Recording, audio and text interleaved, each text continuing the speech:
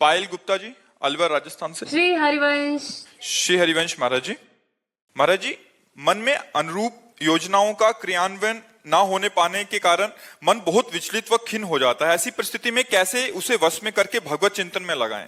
जब तक भगवान को अपना नहीं माना जाता और भगवान में महत्व बुद्धि नहीं होती, तब तक इस मनोराज्य जिसे आप कह रहे हैं, इसे मनोराज्य कहते हैं, ये मन कल्पना करता रहता है, ऐसा हो जाए, ऐसा हो जाए, फिर ऐसा हो जाएगा, हम ऐसे सुखी हो जाएंगे, फिर हमें ये मिल जाएगा। इस तरह की जो मनोराज्य वृत्तियां हैं, ये नाम जप से काटी जाती हैं। हम नाम जप का एक तार निरंतर ऐसा अभ्यास करें कि इसको संकल्प विकल्प बनाने का अवसर न मिले। अब रही अनुकूलता और प्रतिकूलता की बात, वो हमारे जीवन में आएगी, उसे काट नहीं सकते, क्योंकि शरीर की रचना पाप और पुण्य, शुभ और अशुभ कर्म से हुई है। तो इसके परिणाम में कभी शुभ कर्म का परिणाम सुख अनुकूलता आएगी, कभी अशुभ कर्म का परिणाम दुख और प्रतिकूलता आएगी। नाम जापक दुख और सुख को समान भाव से सहे, सुख दुखे समय कृत्वा लाभा लाभो जया जयो।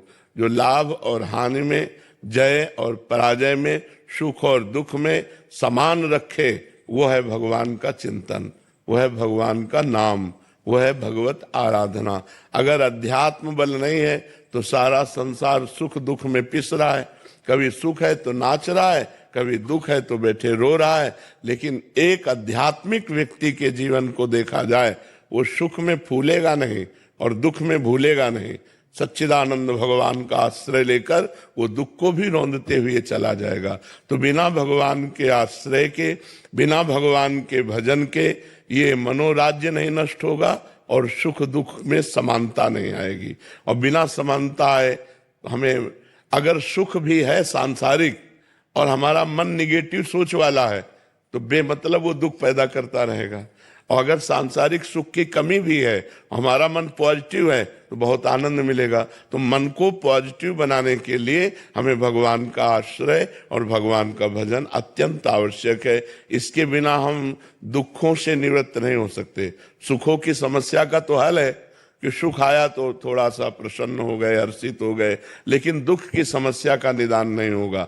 भजन दुख को मिटाएगा, भजन दुख सहने की सामर्थ्य प्रदान करेगा और सदा सदा के लिए दुख को अंत कर देगा। आत्यंतिक सुख की प्राप्ति हो जाएगी। भगवान का नाम मंगल भवन है, दसों दिशाओं में आनंद प्रदान करने वाला है।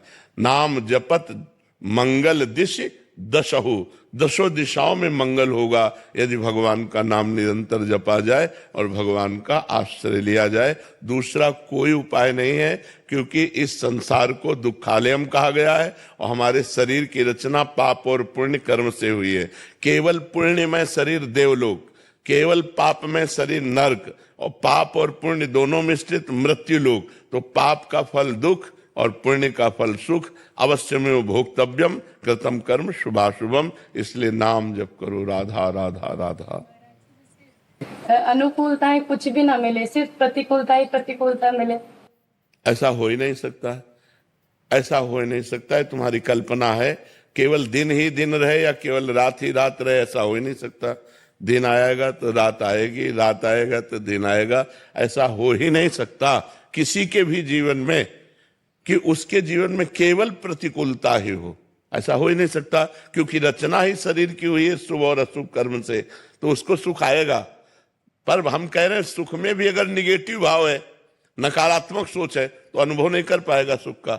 और दुख में भी सकारात्मक भाव है तो दुख का प्रभाव नहीं पड़ेगा। तो प्रायः नकारात्मक भाव हमारा बढ़ता रहता है। सुख मिला, कहीं ऐसा न हो जाए, कहीं ऐसा न हो जाए, ऐसा हो गया तो क्या हो, वो दुख की कल्पना करके दुखी हो रहा है। इसलिए अवसर ही मत दो कल्पना करने का। राधा राधा राधा ऐसा नाम जप करो।